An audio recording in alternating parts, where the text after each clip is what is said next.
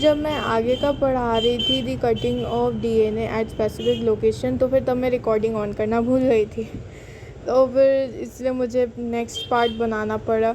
और फिर मैं जब देखी कि रिकॉर्डिंग ऑन नहीं है, तो फिर क्या कहते हैं, मुझे दोबारा इसे फिल्म करना था। तो फिर इसलिए मैंने पुराने वीडियो को बंद कर दिया और फिर अभी ये पार्ट 2 बन रहा है। तो फिर let's continue part 2 of this chapter. इस चैप्टर का नाम है बायोटेक्नोलॉजी प्रिंसिपल एंड प्रोसेसेस।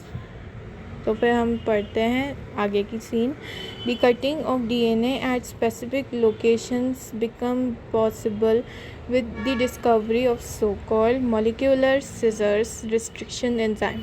तो फिर हम क्या कहते हैं, डीएनए को एक स्पेसिफिक जगह में कट करें।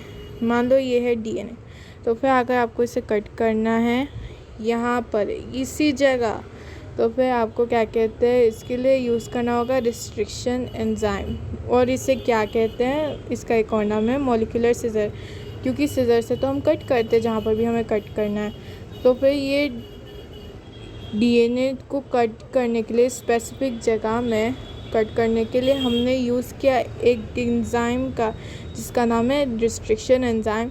और उसको कहते हैं मॉलिक्यूलर सिजर्स के नाम से भी जाना जाता है। The cut piece of DNA was then linked with plasmid। तो फिर अब हमने कौन से पीस ऑफ डीएनए को कट किया था, anti encoding antibiotic resistance gene को। एक ऐसा जीन जो क्या कहते हैं एंटीबायोटिक के खिलाफ जीन बनाए। तो हमने ऐसे जीन को क्या कहते हैं कट किया था। और फिर उसके बाद फिर हमने इसे क्या कहते हैं लिंक किया। लिंक माने जोड़ दिया प्लाज्मिड डीएनए के साथ, क्योंकि प्लाज्मिड डीएनए सर्कुलर है शेप में और वो क्या कहते हैं अपने आप इंडिपेंडेंटली डिवाइड हो सकता है, मल्टीप्लाई हो सकता है, उसे कोई चीज़ रोक नहीं सकता मल्टीप्लाई होने से। और ये वेक्टर जैसे भी काम करता है। वेक्टर माने ट्रांसमीटर। अब ट्रांसमीटर होता है वो चीज़ जो एक जगह से दूसरी जगह फैलाए। तो फिर अब ये प्लाज्मिड वेक्टर जैसे भी काम करता है। जैसे कि एग्जांपल लेते वेक्टर का, मलेरिया पैरासाइट। मतलब क्या कहते हैं, मलेरिया कैसे फैलता है, एक मस्कीटो के कारण ही फैलता है। तो मस्कीटो के लिए क्या कहते हैं, मलेरिया मस्कीटो का सहारा लेके ह्यूमन के बॉडी में आ जाता है और मल्टीप्लाई करता है। तो फिर मस्कीटो क्या कहते हैं एक तरीके से कैरियर हो गया मलेरिया का। तो फिर मस्कीटो हो गया वेक्टर, और ये था एग्जांपल वेक्टर्स का। तो फिर अब दिक्कत, हाँ, तो फिर मैंने इसलिए मैं बताई थी कि कहते हैं प्लाज्मिड किस चीज़ के लिए वैसा मशहूर है, जो हमने प्लाज्मिड के साथ ही इस डीएनए को लिंक किया था, जिस डीएनए का नाम है encoding antibiotic resistance gene. This plasmid DNA acts as vector to transfer the piece of DNA attach to it. मान लो अब हमने क्या कहते हैं ये प्लाज्मिड है, अब हमने इससे जोड़ दिया ये एन्कोडिंग एंटीबायोटिक रेजिस्टेंस जीन। तो फिर अब ये क्या कहते हैं ऐसे ऐसे ऑटो में जैसे टैक्सी में जैसे बैठ के ले जा लिए, तो फिर टैक्सी बन गई इस जीन के लिए, ताकि ये जीन जा पाए इस होस्ट ऑर्गेनिज्म में। तो फिर ये एक तरीके से टैक्सी या फिर ट्रांसमीटर जैसे काम करता है ये प्लाज्मिड, इस क्या कहते हैं जीन को ले जाने के लिए, जिससे हमें होस्ट ऑर्गेनिज्म में डालना है। तो फिर ऐसी चीज़ को तो हम वेक्टर कहते हैं, और प्लाज्मिड वेक्टर जैसे काम आता है। तो इसलिए हमने जीन को क्या कहते हैं प्लाज्मिड के साथ अटैच कर दिया।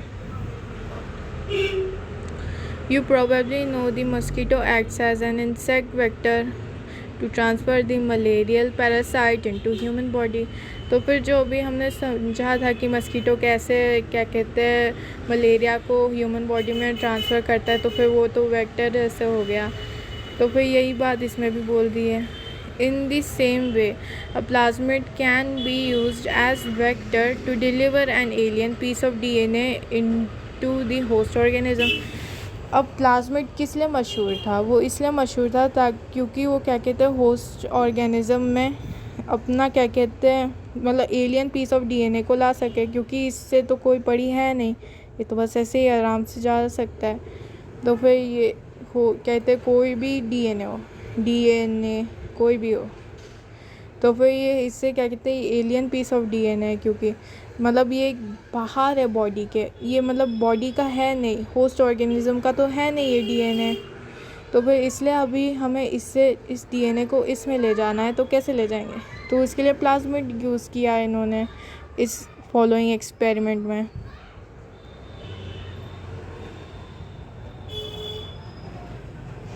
The linking of antibiotic resistant gene of DNA into host with the plasmid vector became possible with the enzyme DNA ligase। तो फिर अब हम क्या कहते हैं, एंटीबायोटिक रेजिस्टेंस जीन और प्लाज्मिड को एक साथ कैसे जोड़े।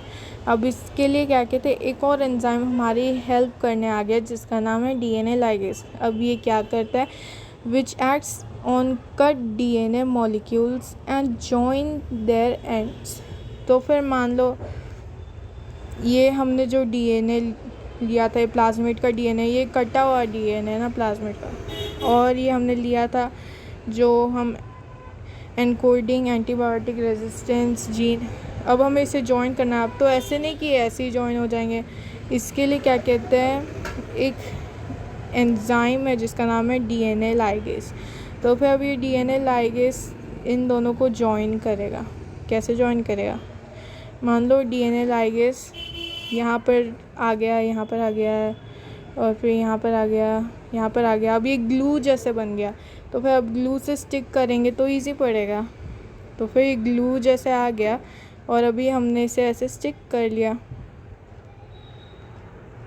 ऐसे। तो फिर डीएनए लाइगेज ने हेल्प कर दी दोनों डीएनए को एक साथ जोड़ने में। क्यों, कैसे जोड़ा, अब उसने क्या कहते हैं कटेड पीस ऑफ एंड में जोड़ा। तो फिर ये था कटेड पीस ऑफ एंड, ये टूटा हुआ था, ये जुड़ा नहीं अच्छे से, और ये भी टूटा हुआ था, ये पूरा नहीं है ना अभी, ऐसे है टूटा हुआ। तो फिर अब ये जो टूटे हुए भाग है इसमें ये जुड़ गया। अब ये दोनों टूटे हुए भाग बराबर हैं, क्योंकि ये जो क्या कहते हैं हमने रिस्ट्रिक्शन एंजाइम यूज़ किया था, हमने दोनों के लिए सेम यूज़ किया था। तो फिर दोनों का क्या कहते हैं जुड़ना इजी हो गया अब, क्योंकि रेस्ट्रिक्शन एंजाइम तो हमने दोनों में एक ही यूज़ किया। तो फिर अब हमें सेम क्या कहते हैं सीक्वेंसेस मिलेंगे जहाँ पर ये मिसिंग थे। मान लो इसमें क्या कहते हैं ए सीक्वेंस है, तो फिर यहाँ पर आना चाहिए 88, तो फिर यहाँ पर आएगा टी, और यहाँ पर आएगा सी, तो यहाँ पर आएगा जी। तो फिर यहाँ पर क्या कहते हैं सी है, तो फिर इसके लिए यहाँ पर जी बैठा है। तो फिर हमने थैंक्स टू रेस्ट्रिक्शन एंजाइम हमने क्या कहते हैं दोनों को सेम कट किया था। तो फिर अब ये दोनों बॉन्ड्स अच्छे से बन जाएंगे। अब ये दोनों बॉन्ड्स ऐसे ही नहीं बनेंगे, इसके लिए हमने लगाया डीएनए लाइगेज। तो फिर ये लाइगेज यहाँ पर आ गया हमारी हेल्प करने, इसे चिपकाने में। तो फिर डीएनए लाइगेज के कारण ये ऐसे चिपक गया।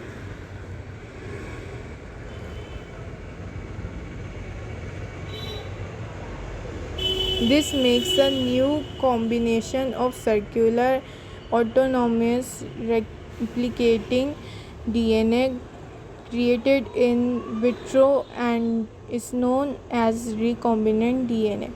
तो फिर अब हमने जो क्या कहते हैं डीएनए लाइगेज के कारण जोड़ा था और रेस्ट्रिक्शन एंजाइम के कारण कट किया था, तो फिर इस प्रोसेस के कारण हमें क्या कहते हैं हमारा न्यू रिकॉम्बिनेंट डीएनए मिल गया। माने हमने क्या कहते हैं दोनों डीएनए को क्योंकि मिलाया था, तो फिर इसलिए हमें रिकॉम्बिनेंट डीएनए मिल गया।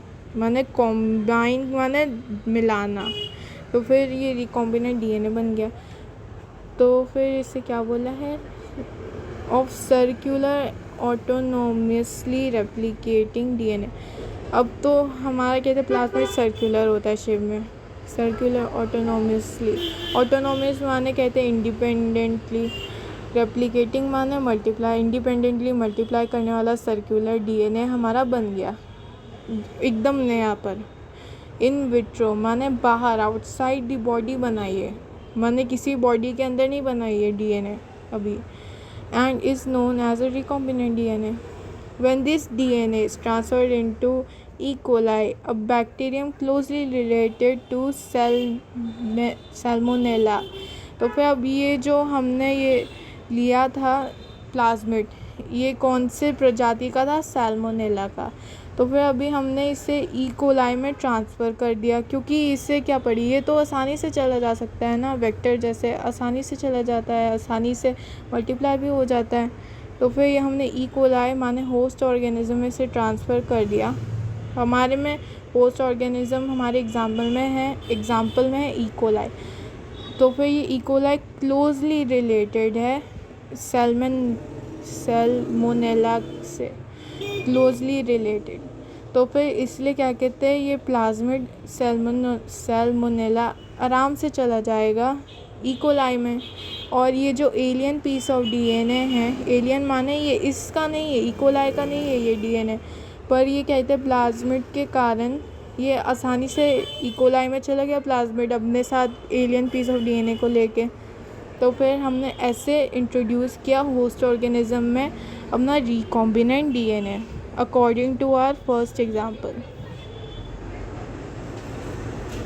When this DNA is transferred into E. coli closely, हाँ ये तो पढ़ लिया था, it could replicate using the new host DNA polymerase enzyme and make multiple copies।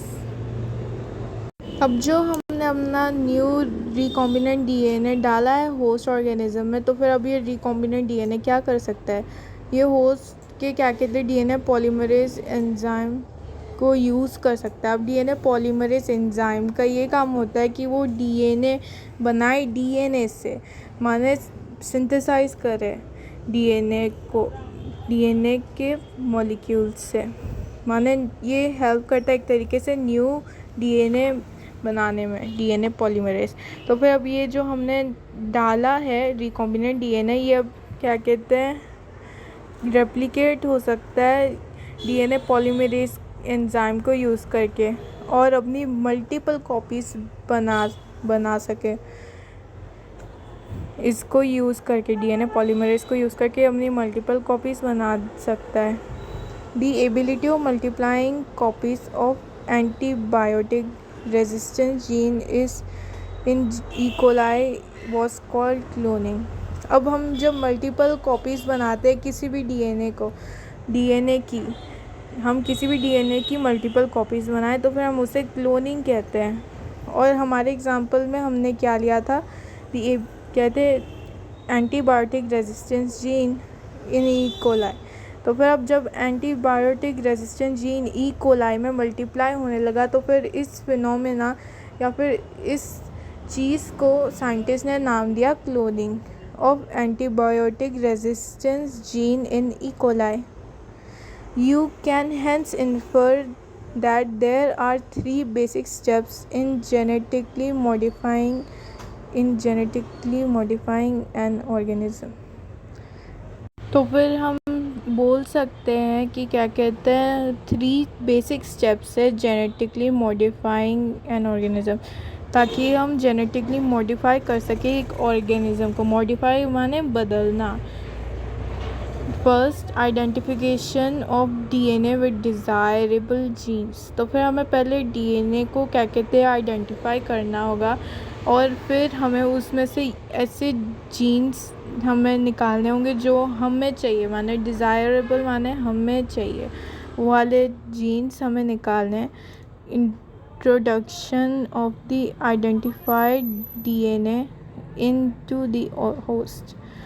तो फिर अब हमने जो क्या कहते हैं डीएनए नया बनाया, माने रिकॉम्बिनेंट डीएनए बनाया, अब हमें इसे क्या कहते हैं होस्ट ऑर्गेनिज्म में डालना। ये सेकंड स्टेप है जेनेटिकली मॉडिफाई करना किसी ऑर्गेनिज्म को। मॉडिफाई माने बदलना। Maintenance of introduce DNA in the host and transfer of the DNA to its progeny. तो फिर अब हम चाहते हैं कि ये जो हमने डीएनए जो डाला है होस्ट ऑर्गेनिज्म में, वो होस्ट ऑर्गेनिज्म में मल्टीप्लाई होते रहे और उसी में ही रहे, और सिर्फ वैसे नहीं कि सिर्फ होस्ट ऑर्गेनिज्म में ही रहे, पर हम चाहते हैं उसकी अपकमिंग जनरेशन्स में भी वो डीएनए जो हमने रिकॉम्बिनेंट डीएनए होस्ट ऑर्गेनिज्म में डाला था वो भी उसके जनरेशन आफ्टर जनरेशन जाता रहे। मान लो ये होस्ट ऑर्गेनिज्म है, होस्ट और इसमें हमने डाला था रिकॉम्बिनेंट डीएनए। तो फिर हम चाहते कि ये रिकॉम्बिनेंट डीएनए हमेशा इसके अंदर ही रहे, पर हम सिर्फ यही नहीं चाहते। हम क्या चाहते हैं, अब मान लो इसका क्या कहते हैं, रिप्रोडक्शन हो गया, रिप्रोडक्शन, और फिर उसके बाद फिर इसके क्या कहते हैं, प्रोजेनी में भी वही होना चाहिए वो डीएनए, ये उस अलग सा डीएनए नहीं होना चाहिए, वही रिकॉम्बिनेंट डीएनए होना चाहिए। और फिर इस प्रोजेनी के भी बच्चे होंगे तो फिर इसमें भी वही डीएनए होना चाहिए जो रिकॉम्बिनेंट डीएनए हमने बनाया था वो। तो फिर ऐसे ही अगर क्या कहते हैं, जनरेशन आफ्टर जनरेशन जो हमने जो डीएनए बना रिकॉम्बिनेंट डीएनए बनाया था, अगर ये जनरेशन आफ्टर जनरेशन ऐसे ट्रांसफ़र होते जाए तो फिर क्या कहते हैं, हमने एक तरीके से जेनेटिकली बदल दिया एक ऑर्गेनिज़म को, होस्ट ऑर्गेनिज़म को एक तरीके से, है ना। तो फिर ये था नंबर 3 रूल।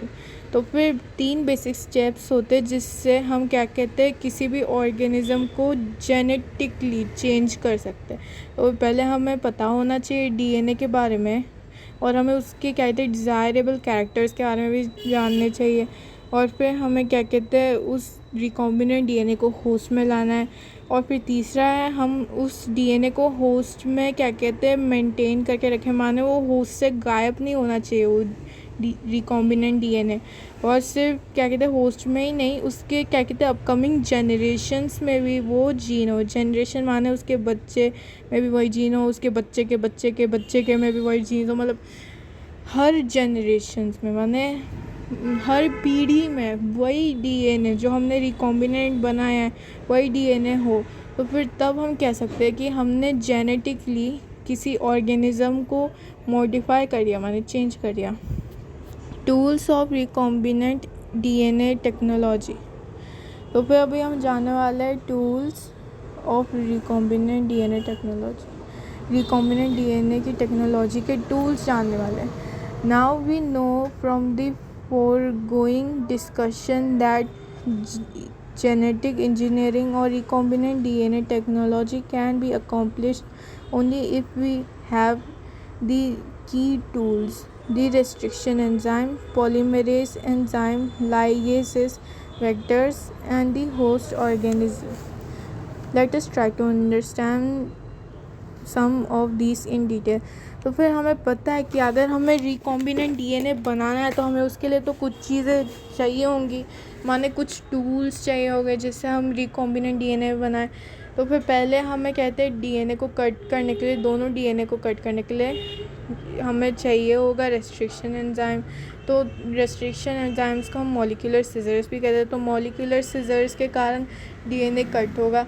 फिर पॉलीमरेज एंजाइम, तो फिर पॉलीमरेज एंजाइम होस्ट में होता है, तो फिर हमारा रिकॉम्बिनेंट डीएनए पॉलीमरेज एंजाइम की हेल्प से मल्टीप्लाई होगा, क्योंकि पॉलीमरेज एंजाइम का काम क्या होता है, वो मल्टीप्लाई होना। और फिर डीएनए लाइगेज, लाइगेज का काम क्या है, जो हमने जो दोनों डीएनए को कट किया था, हमारे एग्जांपल में था कि क्या कहते हैं डीएनए पॉलीमरेज, मतलब क्या था, हाँ हमारे एग्जांपल में था एनकोडिंग एंटीबायोटिक रेजिस्टेंस जीन और प्लाज्मिड। तो फिर हम इन दोनों को हमने जब कट किया तो फिर अब क्या कहते हैं कटेड एंड्स में डीएनए लाइगेज आएगा और फिर जोड़ेगा इन दोनों डीएनए को। अब हमें क्या चाहिए, vector and host organism. Vector माने हमारे केस में था वेक्टर प्लाज्मिड। वेक्टर्स माने ऐसी चीज़ें जो क्या कहते हैं एलियन पीस ऑफ डीएनए को क्या कहते हैं होस्ट ऑर्गेनिज्म में ट्रांसफ़र करने में हेल्प करे। तो फिर हमारे में ये था, हमारे एग्जांपल में ये था वेक्टर। और फिर क्या कहते हैं हमें फिर फाइनली चाहिए हमारा होस्ट ऑर्गेनिज्म, जिसमें हम ये डीएनए ट्रांसफ़र करने वाले हैं। हमें उसके लिए चाहिए होस्ट ऑर्गेनिज्म, ताकि ये जो रिकॉम्बिनेंट डीएनए है ये क्या कहते हैं किसी ऑर्गेनिज्म में मल्टीप्लाई होए और हम उसे जेनेटिकली मॉडिफाई कर दें। तो फिर restriction enzymes, In the year 1963, the two enzymes responsible for restricting the growth of bacteriophage in E. coli were isolated. One of these added methyl group to DNA, while the other cut DNA. तो फिर हमने क्या कहते हैं 1963 में दो enzyme देखे थे जो क्या कहते हैं रिस्पॉन्सिबल थे बैक्टीरियोफेज की ग्रोथ को हटाने के लिए ई कोलाई से। बैक्टीरियोफेजिस एक ऐसे बैक्टीरिया होते हैं जो बैक्टीरिया को मार डालते हैं। तो फिर दो एंजाइम देखे गए कि क्या कहते हैं जो बैक्टीरियोफेज को मार देते थे, ई कोलाई में ग्रो होने नहीं देते थे। तो फिर अब हमने क्या कहते हैं ये दो एंजाइम को क्या कहते हैं आइसोलेट किया और हमें क्या पता चला, इसमें से एक जो एंजाइम था वो क्या कहते हैं मिथाइल ग्रुप को ऐड करता था डीएनए में। मिथाइल ग्रुप माने CH ग्रुप या फिर CH3 group, while the other cut DNA. अब जो दूसरा क्या कहते हैं डीएनए मतलब जो दूसरा एंजाइम था वो डीएनए को काट देता था। पहला एंजाइम क्या कहते हैं मिथाइल ग्रुप डाल देता था डीएनए में और दूसरा एंजाइम काट देता था डीएनए को। The latter was called restriction endonuclease। तो फिर हमने क्या कहते हैं इसे नाम दिया restriction endonuclease। The first restriction endonuclease hint to whose functioning depend on specific DNA nucleotide sequence was isolated and characterized 5 years later। तो फिर क्या कहते हैं फर्स्ट रिस्ट्रिक्शन एंडोन्यूक्लियस हमने जो फाइंड किया वो था HIND2। उसका फंक्शन क्या कहते हैं डिपेंड करता था डीएनए की न्यूक्लियोटाइड सीक्वेंस पे। और फिर हमने इस HIND2 एंडोन्यूक्लियस को क्या कहते हैं आइसोलेट किया और फिर हमें इसके कैरेक्टर्स के बारे में क्या कहते हैं 5 साल बाद पता चला। And characterise 5 years later it was found that HIND2 always cut DNA molecules at particular point। हमने क्या देखा कि क्या कहते हैं HIND2 कट करता था डीएनए मॉलिक्यूल एक पर्टिकुलर जगह में। तो फिर HIND2 की खासियत ये थी कि वो क्या कहते हैं स्पेसिफिक सीक्वेंस पे कट करता था ऑफ 6 बेस पेयर। तो फिर हमारे डीएनए में मिलियंस ऑफ बेस पेयर्स होते हैं। तो फिर मान लो हम यहाँ से गिनना चालू करें 1 2 मतलब शुरुआत से 1 2 3 4 5 6। तो फिर ये जो 6 बेस पेयर है इसकी क्या कहते हैं स्पेसिफिक सीक्वेंस पे ये HIND2 काटता था डीएनए को। This specific base sequence is known as recognition sequence. तो फिर ये जो 6 बेस पेयर की क्या कहते हैं स्पेसिफिक सीक्वेंस पे जहाँ पर ये क्या कहते हैं रिस्ट्रिक्शन एंडोन्यूक्लियस कट किया था, सपोज़ ये 6 है, ये 6 बेस पेयर है तो फिर यहाँ पर इसने कट किया एक स्पेसिफिक जगह 6 बेस पेयर की। तो फिर इसे हमने नाम दिया रिकॉग्निशन सीक्वेंस। तो फिर इसका नाम दिया हमने रिकॉग्निशन सीक्वेंस फॉर HIND2। अब ये रिकॉग्निशन सीक्वेंस सिर्फ HIND2 के लिए था क्योंकि हमारे पास बहुत सारे रिस्ट्रिक्शन एंडोन्यूक्लियस हैं जो क्या कहते हैं अलग अलग जगह में कट करते हैं, पर ये HIND क्या कहते हैं 2 इसके लिए था 6 बेस पेयर का कहते हैं एक स्पेसिफिक सीक्वेंस जहाँ पर ये कट करता है। Today we know more than 900 restriction enzymes that have been isolated from over 230 strains of bacteria, each of which recognize different recognition sequences। तो फिर हमें 900 रिस्ट्रिक्शन एंजाइम्स मिले जो क्या कहते हैं हर कोई क्या कहते हैं ये रिस्ट्रिक्शन एंजाइम जाना जाता है अपने अलग अलग जगह में कट करने के लिए। अब सपोज़ है हमारा डीएनए और ये है ए एंजाइम। तो फिर ये ए एंजाइम यहीं पर ही कट करेगा, ये यहाँ पर नहीं कट करेगा। और सिमिलरली मान लो हमारे पास एक बी एंजाइम है, तो फिर ये यहीं पर ही कट करेगा, यहाँ नहीं। तो फिर ये जो भी कहते हैं रिस्ट्रिक्शन एंडोन्यूक्लियस एंजाइम थे, ये स्पेसिफिक जगह में ही कट करते थे और ये उसी के कारण रिकॉग्नाइज हो पाए। The convention for naming these enzymes is the first letter of the name comes from the gene। तो फिर कन्वेंशन का मतलब है कि कैसे हम कहते कैसे किया जाता है। तो फिर हम कैसे नाम को देते हैं, किसी एंजाइम के नाम को कैसे हम नाम देते हैं। तो फिर पहला जो लेटर है नाम वो मिलता है जीन्स, फ्रॉम द जीन्स। हम कौन सी जीन ले रहे हैं उस पर पहला नाम पड़ता है। मतलब अगर हम किसी एंजाइम का नाम रखेंगे जैसे ई, तो फिर ये जीन कहाँ से आया, ई कोलाई से आया।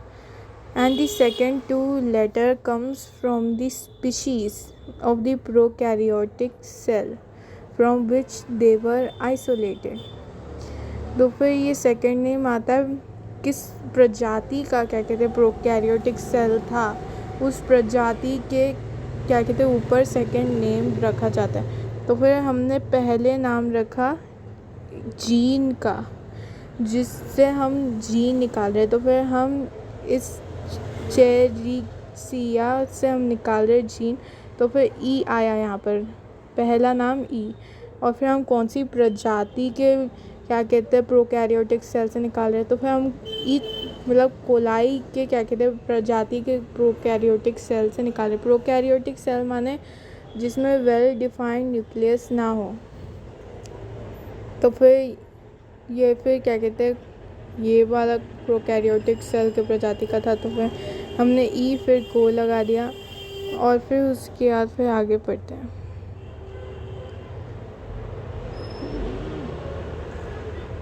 which they were isolated. E. coli comes from Escherichia coli RY13. In E. coli, the letter R is derived from the name of strain। तो फिर हमने पढ़ा था कि कहते हैं डीएनए में रफ़ और स्मूथ साइट होती है। तो फिर ये रफ़ साइट की क्या कहते हैं डीएनए से निकाला गया। तो फिर आर साइड के स्ट्रेन से निकाला है। स्ट्रेन माने क्या कहते हैं रफ़ वाले साइड के क्या कहते हैं डीएनए से निकाला है, इसलिए यहाँ पर आर आया। R is derive from the name of strain. Roman numbers following the names indicate the order in which the enzymes were isolated from the strain of bacteria। तो फिर ये हमें रोमन नंबर दिख रहा है 1।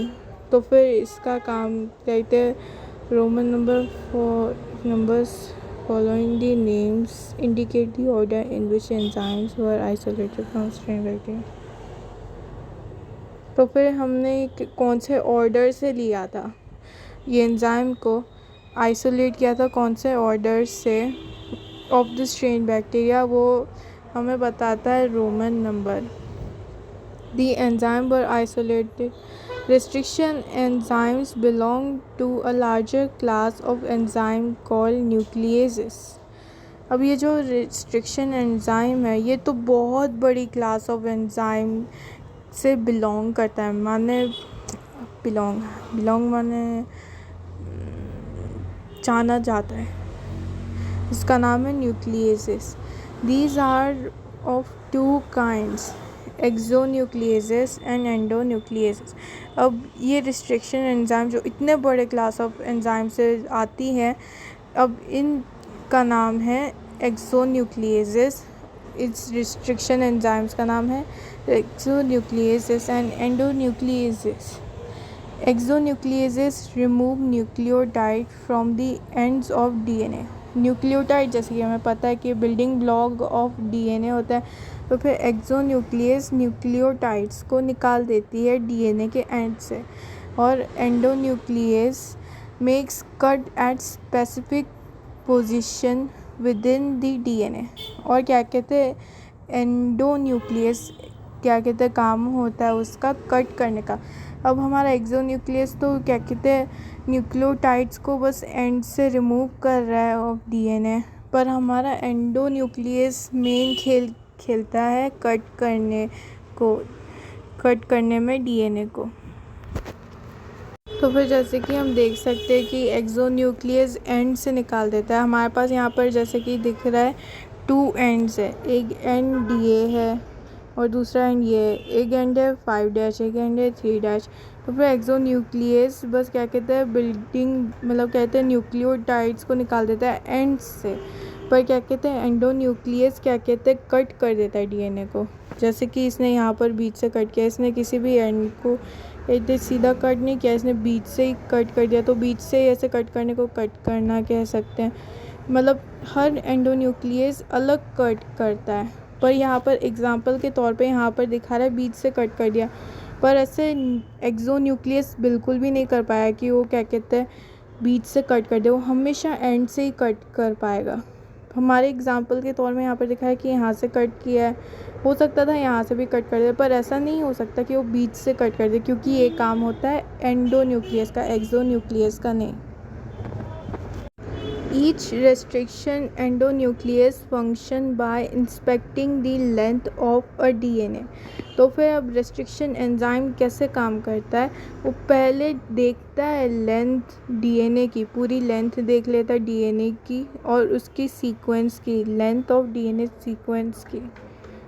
मतलब वो सिर्फ लेंथ ऑफ डीएनए सीक्वेंस को ही देखेगा, माने लेंथ ऑफ डीएनए और length of DNA sequence same ही तो बात हुई। डीएनए सीक्वेंस जितना होता है उतना लंबा डीएनए होता है, तो फिर डीएनए सीक्वेंस को देख रहा है। Once it finds its specific recognition sequence, अब जब उसे मिल जाएगा उसका स्पेसिफिक रिकॉग्निशन सीक्वेंस, मान लो जिस सीक्वेंस में वो कट करेगा।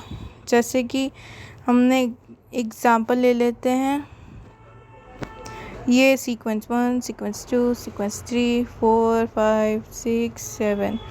तो फिर मान लो एंडोन्यूक्लियस को यहाँ पर इसी सीक्वेंस पे कट करना है, तो फिर ये पहले क्या कहते हैं लंबी चेन ऑफ डीएनए को देखेगा अच्छे से, और फिर वो ढूंढेगा कि उसे कहाँ पर किस सीक्वेंस पे कट करना है, और फिर वो उसी सीक्वेंस पे जाके ऐसे कट मार देगा।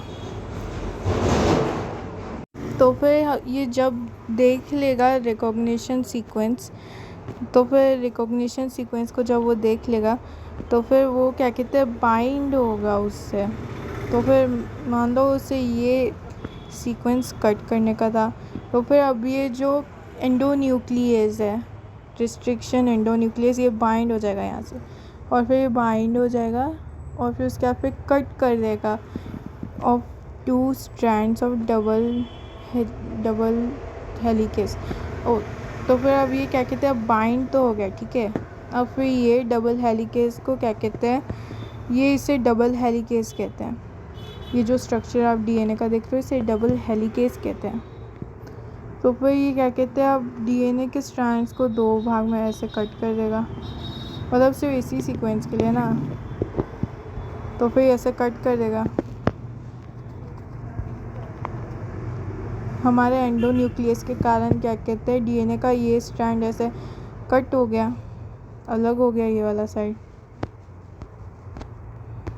और फिर ये कुछ ऐसे दिखेगा।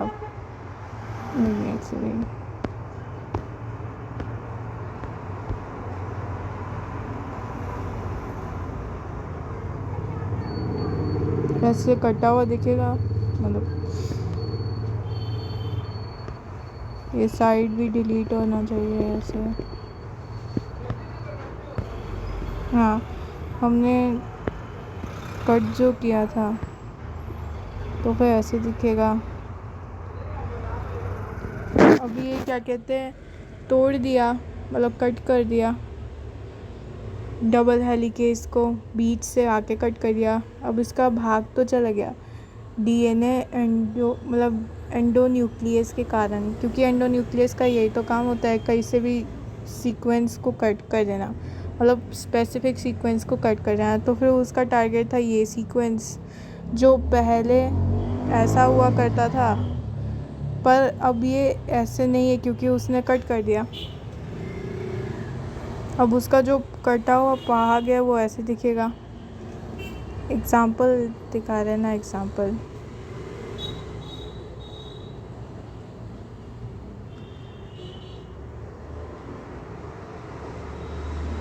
तो फिर अब इसने कौन से स्ट्रैंड के भाग को कट किया? उसने शुगर फॉस्फेट बैकबोन्स को कट किया। तो फिर हमें पता है कि क्या कहते हैं, शुगर फॉस्फेट की बनी होती है बैक। तो फिर इसने इस जो शुगर फॉस्फेट को जोड़ने वाला ये हाइड्रोजन बॉन्ड्स है, इसको ना क्या कहते हैं, एंडोन्यूक्लियस ने कट कर दिया। तो एक तरीके से शुगर फॉस्फेट की बैकबोन को कहते कट कर दिया इसने।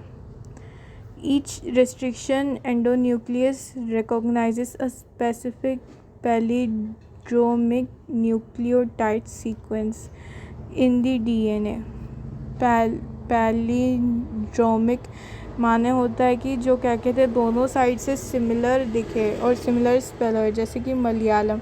आप चाहिए यहाँ से उसे रीड करें, यहाँ से रीड करें, यहाँ से रीड करें, सेम ही स्पेल होगा, मलयालम ही स्पेल होगा।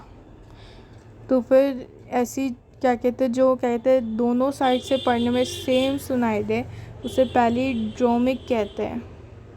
तो फिर restriction endonuclease recognizes a specific palindromic nucleotide sequence. तो फिर अब ये क्या कहते हैं, रेस्ट्रिक्शन एंडोन्यूक्लियस ऐसे कट करेगा कि क्या कहते हैं, अगर हम कंबाइन करें दोनों डीएनए को, तो फिर क्या कहते हैं, दोनों क्या कहते हैं, आगे से भी पीछे से भी सेम ही क्या कहते हैं सीक्वेंस दिखे, माने एकदम सेम, और क्या कहते हैं थोड़ा सा भी अलग नहीं, मतलब सेम पढ़ने में आए। मान लो जैसे कि ये है हमारे पास एग्जांपल। तो फिर हम GC80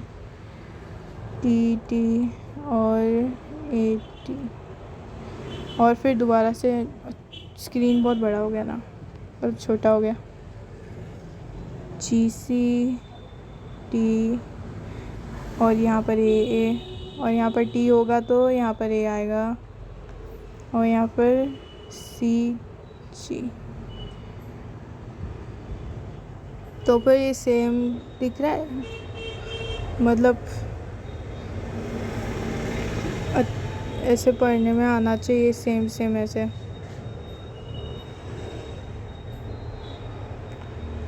Do you know what palindromes are? These are group of letters that form the same word when both read both forward and backward. तो फिर ये क्या कहते हैं, ग्रुप्स ऑफ ऐसे लेटर्स होते हैं जो क्या कहते हैं सेम वर्ड को बनाएं, चाहे हम उसे आगे से भी रीड करें या फिर पीछे से भी पढ़ें। आगे से भी पढ़ने पे और पीछे से भी पढ़ने पे ये जो क्या कहते हैं ग्रुप ऑफ शब्द है सेम ही पढ़ने में आए। As against a word palindrome where the same word is read in both directions. The palindrome in DNA is a sequence of base pairs that reads same on the two strands when originated. Reading is kept the same. तो फिर palindromic nucleotide sequence से मतलब ये था हमारा कि क्या कहते हैं, मान लो हमने रिमूव कर भी दिया इस क्या कहते हैं सीक्वेंस को, ठीक है, एक सेकेंड, ये सीक्वेंस हमने हटा दिया, तो फिर जो इसकी कॉम्प्लीमेंट्री में जो सीक्वेंस आएगा ये इसी सीक्वेंस जैसे सिमिलर होना चाहिए, तो फिर उसे पैलिंड्रोमिक इसमें बोला गया है। तो फिर ये सेम और ये भी सेम, मतलब ऐसे, तो फिर ये सेम रीड करने में आ रहा है ये दोनों, जबकि ये अलग अलग क्या कहते हैं डीएनए हैं, पर क्या कहते हैं थैंक्स टू क्या कहते हैं रेस्ट्रिक्शन एंजाइम ने क्या कहते हैं दोनों डीएनए को सेम क्या कहते हैं साइड में कट किया, सेम सीक्वेंस में कट किया, ताकि ये दोनों डीएनए अच्छे से क्या कहते हैं एक दूसरे से मिल सके और इनमें कोई प्रॉब्लम ना आए मिलने में। तो फिर ये भी रीड करने में सेम आ रहा है ना, ये डीएनए और ये जो फॉरेन डीएनए इसका भी सीक्वेंस इसके सीक्वेंस से मिल रहा है ना। तो फिर इसे कहते हैं पैलिंड्रोमिक न्यूक्लियोटाइड सीक्वेंस कहा गया है in DNA sequence. Reading is kept same. तो फिर जो 2 स्ट्रैंड है इनकी क्या कहते हैं रीडिंग सेम है ना। देखो इसमें जो रीडिंग थी और इसमें जो रीडिंग है ये दोनों सेम है ना। तो फिर इसे हम पैलिंड्रोमिक न्यूक्लियोटाइड सीक्वेंस कहेंगे डीएनए का। For example the following sequences read the same on the 2 strand in 5' to 3' direction. This is also true if read in the 3' to 5' direction.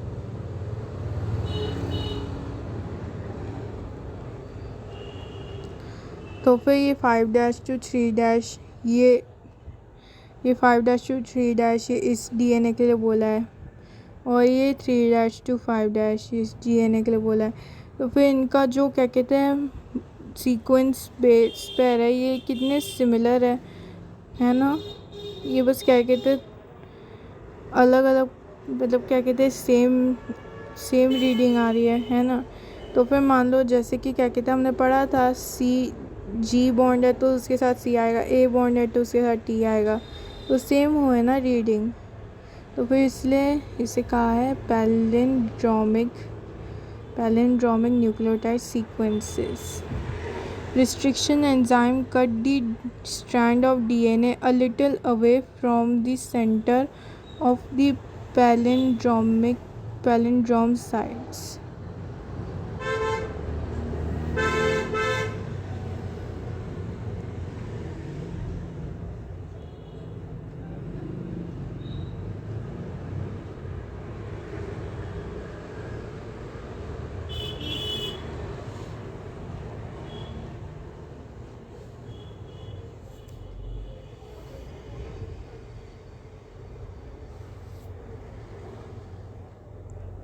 तो फिर हमने देखा था कि क्या कहते हैं ये जो एक्सोन्यूक्लियस है ये क्या कहते हैं बीच में कट करने के बजाय क्या कहते हैं बीच में कट करने के बजाय थोड़े से आगे ही कट हो गया पैलिंड्रोमिक साइड्स ऑफ न्यूक्लियस, मतलब पैलिंड्रोमिक न्यूक्लियोटाइड सीक्वेंस के थोड़े आगे ही हो गया। तो फिर हाँ इसमें ये बोला है कि क्या कहते हैं एक्सोन्यूक्लियस बीच में तो कट नहीं करता पर उसके थोड़े आगे कट कर देता है।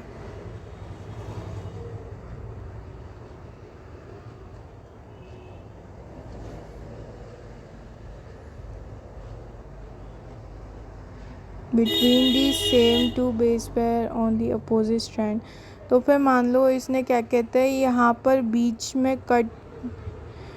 पर क्या कहते हैं बीच में कट करने के बजाय यहाँ पर बीच से थोड़ा आगे कट कर दिया। तो फिर इस स्ट्रैंड में भी ऐसे ही तो किया है, यहाँ पर बीच में कट नहीं किया, बीच के थोड़े आगे कट कर दिया। तो फिर रेस्ट्रिक्शन एंजाइम दोनों के लिए सिमिलर कट्स बनाती है ताकि वो दोनों एक साथ अच्छे से बाइंड हो सके। वो दोनों डीएनए मतलब जो फॉरेन डीएनए और क्या कहते हैं जो कैरियर डीएनए है माने transmitter so called vector DNA वो दोनों एक साथ मिल जाए, इसलिए वो क्या कहते हैं रिस्ट्रिक्शन एंजाइम क्या कहते हैं सेंटर से थोड़ा आगे काट देता है पर दोनों में ओपोजिटली पर सेम काटता है।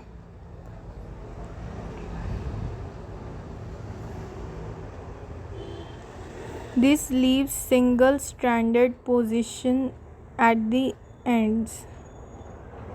तो फिर ये कहते हैं जो कट किया है इसके कारण अब डबल स्ट्रैंडेड के कारण सिंगल स्ट्रैंडेड बन गया। यहाँ पर हम देख सकते हैं सिंगल स्ट्रैंडेड बन गया माने यहाँ पर एक ऐसे होता तो फिर ये डबल कहलाता, पर अभी ये सिंगल है क्योंकि इसमें क्या कहते हैं अभी सिंगल स्ट्रैंड ही है, इसका दूसरा भाग नहीं है।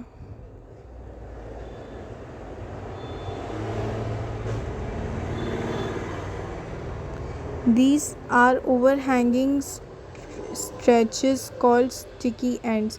तो फिर अब ये जो सिंगल स्ट्रैंड है जिसमें कोई भी क्या कहते हैं एक्स्ट्रा स्ट्रैंड नहीं है, जैसे कि एक्स्ट्रा वाला डबल नहीं है ना, तो फिर ये एक स्ट्रैंड है, अब इसके साथ एक और इसका जुड़वा नहीं है, तो फिर अब इस क्या कहते हैं सिंगल स्ट्रैंडेड को स्टिकी एंड्स भी कहते हैं.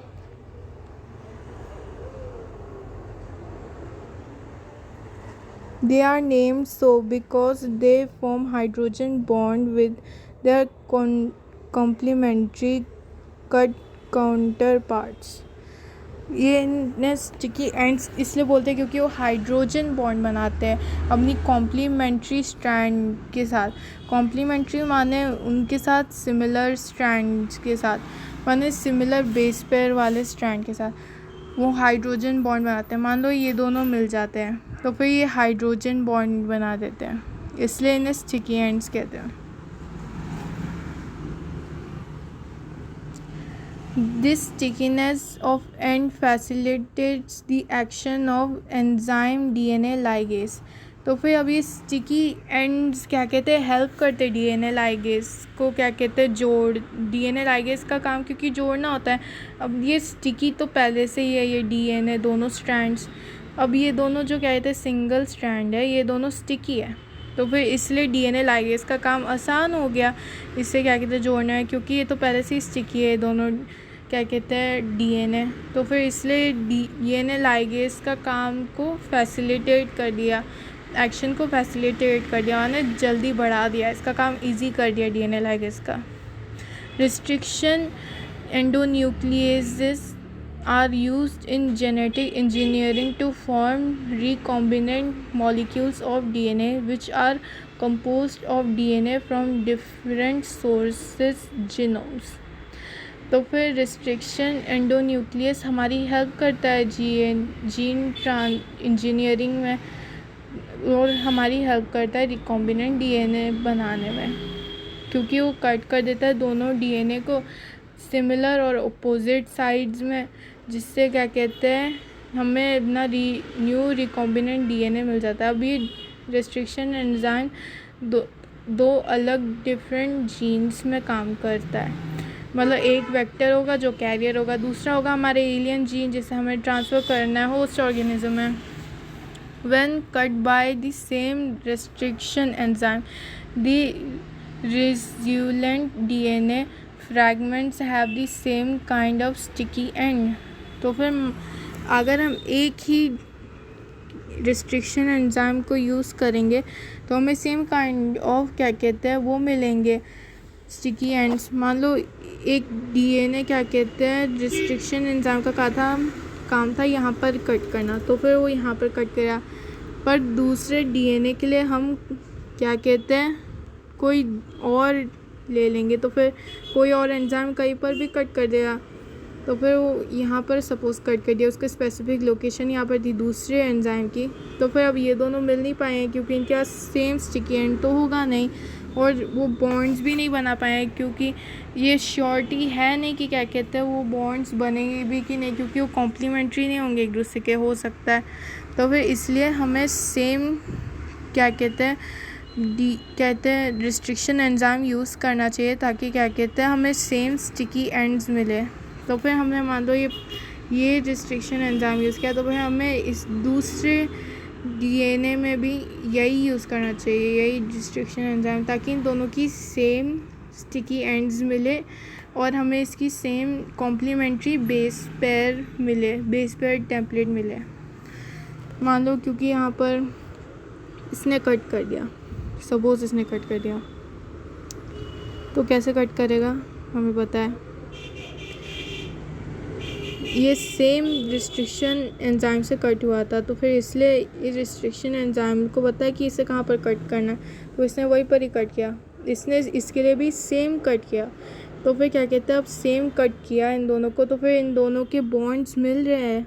जैसे कि हमें पता है कि A के साथ T बॉन्ड होता है, T के साथ A बॉन्ड होता है, तो फिर अब क्या कहते हैं ये सेम क्या कहते हैं सीक्वेंस पे क्योंकि कट हुए, तो फिर ये सेम क्या कहते हैं अच्छे से न्यू हाइड्रोजन बॉन्ड बना पाएंगे अपने कॉम्प्लीमेंट्री स्ट्रैंड के साथ. ये इसका कॉम्प्लीमेंट्री स्ट्रैंड ये है और इसका कॉम्प्लीमेंट्री स्ट्रैंड ये है, माने इन दोनों से जैसे सिमिलर दिखने वाला।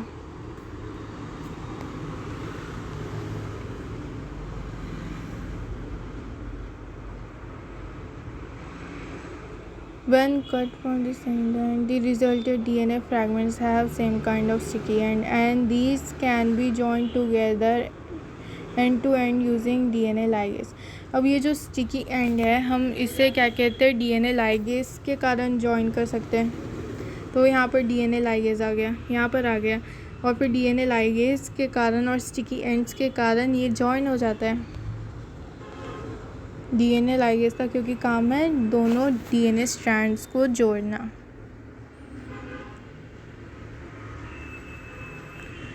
तो फिर हमारे पास यहाँ पर एक एग्ज़ाम्पल दिया है NCERT के बुक से। फॉरेन DNA ये ऐसे दिखता है, और ये वेक्टर DNA माने जो कैरी करता है फॉरेन DNA को होस्ट में, क्योंकि वेक्टर DNA जो प्लाज्मिड है इसे क्या पढ़िए तो किसी के अंदर भी आराम से चला जाता है ना, और कहते हैं इंडिपेंडेंट है रेप्लिकेशन के लिए। Same restriction enzyme cutting both foreign DNA and vector DNA at specific points. Ligase join foreign DNA to plasmid, transformation, E. coli, cell division। तो फिर ये था हमारा डायग्राम इस पूरे टॉपिक के बारे में। You may have realized that normally unless one cuts the vector and the source DNA with the same restriction enzyme, the recombinant vector molecule cannot be created। तो फिर हमें ये अभी रियलाइज़ हुआ, हमें ये पता चला अबव स्टडीज़ से कि क्या कहते हैं, जब तक हम क्या कहते हैं वेक्टर DNA और सोर्स DNA माने फॉरेन DNA को सेम रिस्ट्रिक्शन एंजाइम से कट नहीं करेंगे तब तक हमारा रिकॉम्बिनेंट वेक्टर बन नहीं पाएगा। क्योंकि रिकॉम्बिनेंट क्या कहते हैं जीन बनाने के लिए हमारे पास सेम क्या कहते हैं कॉम्प्लीमेंट्री बेस पेयर्स होने चाहिए, और अगर वही नहीं मिले तो फिर कैसे होगा। तो फिर हमारे क्या कहते हैं अगर हम यूज़ करेंगे सेम रेस्ट्रिक्शन एंजाइम्स का तो फिर हमारे पास दो कहते हैं हमें कॉम्प्लीमेंट्री बेस पेयर्स मिल पाएंगे दोनों DNA के लिए, और फिर हम उन दोनों DNA को DNA लाइगेज से कहते हैं जॉइन करके रिकॉम्बिनेंट DNA बना देंगे। Separation and isolation of DNA fragments. These cutting of DNA by restriction endonucleases results in the fragments of DNA। तो फिर हम देख रहे हैं कि सेपरेशन और आइसोलेशन DNA फ्रैगमेंट्स का कैसे होता है। जब हम DNA को कट करते हैं रेस्ट्रिक्शन एंडोन्यूक्लिएजेस से तो फिर वो क्या कहते हैं रिज़ल्ट करता है DNA फ्रैगमेंट्स में। DNA फ्रैगमेंट्स माने जो कटे हुए भाग है DNA के, तो फिर उन्हें DNA फ्रैगमेंट्स कहेंगे। These fragments can be separated by a technique known as gel electrophoresis। तो फिर अब ये जो फ्रैगमेंट है ये कट करने के बाद भी जुड़े हुए हैं, तो फिर अभी हम इन फ्रैगमेंट्स को जो कटेड DNA के फ्रैगमेंट्स हैं हमें एक दूसरे से उन्हें अलग करना है। तो फिर इसका हेल्प हमें मिलता है जेल इलेक्ट्रोफोरेसिस से। Since DNA fragments are negatively charge, हमें पता है DNA डीऑक्सीराइबोज न्यूक्लियस उसके पास एक हाइड्रोजन कम है माने प्लस चार्ज कम है, तो फिर इसलिए वो नेगेटिवली चार्ज होता है मॉलिक्यूल होता है। They can be separated by forcing them to move towards the anode। अगर हम DNA फ्रैगमेंट्स को जो कटे हुए भाग है DNA के हम उसे एनोड की तरफ एकदम फोर्सफुली पुश करें। एनोड्स होते हैं plus charge under an electric field, तो फिर हम क्या कहते हैं एक इलेक्ट्रिक मीडियम में एनोड के पास DNA फ्रैगमेंट्स को पुश करेंगे, माने पॉजिटिव साइड में पुश करेंगे इलेक्ट्रिक मीडियम में। Nowadays the most commonly used matrix is agarose, which is natural polymer extracted from seaweed। अब ये जो क्या कहते हैं सेपरेटेड डीएनए स्ट्रैंड्स है, इन्हें कोई मीडियम चाहिए जिसके कारण ये मूव करके जा सके एनोड के पास। तो फिर आजकल के ज़माने में जो मोस्ट कॉमनली यूज्ड मैट्रिक्स माने जो मीडियम है जिसके कारण डीएनए जा पाता है एनोड के पास, उस मीडियम का नाम है agarose, which is a natural polymer extracted from seaweeds. तो फिर हमें ये क्या कहते हैं जो नेचुरल मीडियम मिला है जिसका नाम है एग्रोस, ये हमें मिलता है सीवीड्स से। सी माने क्या कहते हैं समुद्र का वीड्स। वीड्स माने कहते हैं ऐसे प्लांट जो कहीं पर भी उग जाते हैं और जो किसी काम के नहीं होते और जो चाहिए नहीं होते, ऐसे प्लांट्स को वीड्स कहते हैं। The DNA fragments separate, resolve according to their size through severing effect provided by aqueous gel। तो फिर क्या कहते हैं डीएनए फ्रैगमेंट्स क्या कहते हैं जो कटे हुए थे पर वो फिर भी जुड़े हुए थे, तो फिर अब ये सेपरेट हो जाते हैं वो इलेक्ट्रिक फील्ड के कारण और उस मीडियम के कारण जो उन्हें फोर्स करती है एनोड की तरफ जाने में। तो फिर उसके कारण अब तो ये सेपरेट हो गए अकॉर्डिंग टू देयर साइज। अब ये साइजेस पे डिपेंड करता है उनका सेपरेशन होना through shivering effect, through sieving effect. तो फिर सीविंग इफेक्ट के कारण ही क्या कहते हैं ये दोनों क्या कहते हैं मतलब डीएनए फ्रैगमेंट्स एक दूसरे से सेपरेट हो पाते हैं प्रोवाइडेड बाय एक्रोस जेल। तो फिर ये मीडियम जिसमें ये क्या कहते हैं सेपरेट हो रहे हैं उसका नाम है agarose gel. Hence the smaller fragment size the further it move. तो फिर जितना छोटा साइज़ होगा फ्रैगमेंट का वो उतना पास जा पाएगा एनोड के। ऐसे क्यों? क्योंकि जितना क्या कहते हैं इलेक्ट्रॉन उतना प्रोटॉन भी तो है, तो फिर प्रोटॉन का भी तो भारीपन होगा। तो फिर अगर प्रोटॉन का भारीपन इलेक्ट्रॉन को जाने से रोकेगा तो फिर क्या कहते हैं वो तो चल नहीं पाएगा। और हमें पता है कि पॉजिटिव रिपेल करते, तो फिर जितना इलेक्ट्रॉन उतना पॉजिटिव चार्ज भी तो होगा, तो फिर उतना भारीपन भी होगा। तो फिर पहली बार तो रिपेल करेगा प्रोटॉन और फिर दूसरी बार प्रोटॉन का भारीपन। तो फिर इसलिए क्या कहते हैं जितना क्या कहते हैं ताकतवर होगा प्रोटॉन तो फिर उतना क्या कहते हैं वो लेस मूव कर पाएगा एक तरीके से। तो फिर जितना छोटा होगा इस स्ट्रैंड तो फिर वो उतना क्या कहते हैं कम प्रोटॉन होगा, उतना कम क्या कहते हैं रिपल्शन होगा, उतना कम भारीपन भी होगा। इसलिए क्या कहते हैं जितना छोटा स्ट्रैंड वो उतना जल्दी से तेज़ी से जा पाता है एनोड के पास।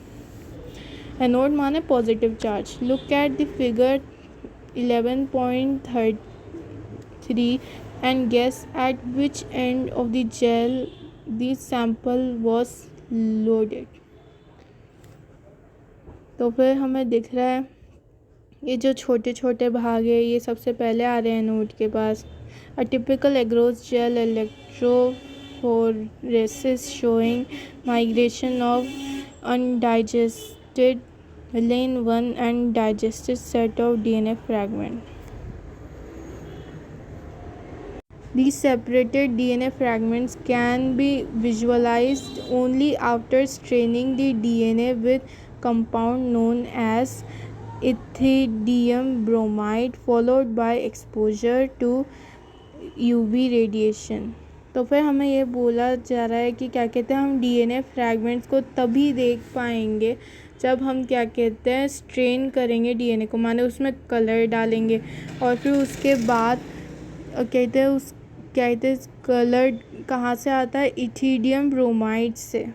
और फिर इथिडियम ब्रोमाइड में हमने उसे रंग दिया DNA को और फिर उसके बाद फिर हमें UV रेडिएशन में उसे रख देना है, एक्सपोज करना ना एकदम से उसे उसके पास रख देना और फिर UV रेडिएशन से एक्सपोज कर दिया।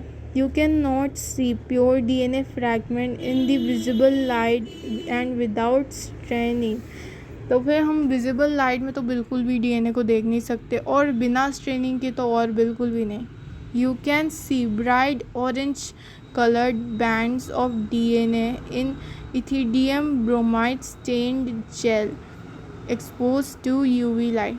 अगर हम ये दोनों करेंगे, इथिडियम ब्रोमाइड स्टेन जेल में डालेंगे डीएनए को और फिर उसे एक्सपोज करेंगे यूवी लाइट में, तो फिर हमें ऑरेंज कलर का दिखेगा डीएनए स्ट्रैंड्स या फिर बैंड्स, उसे बैंड्स भी कहते हैं.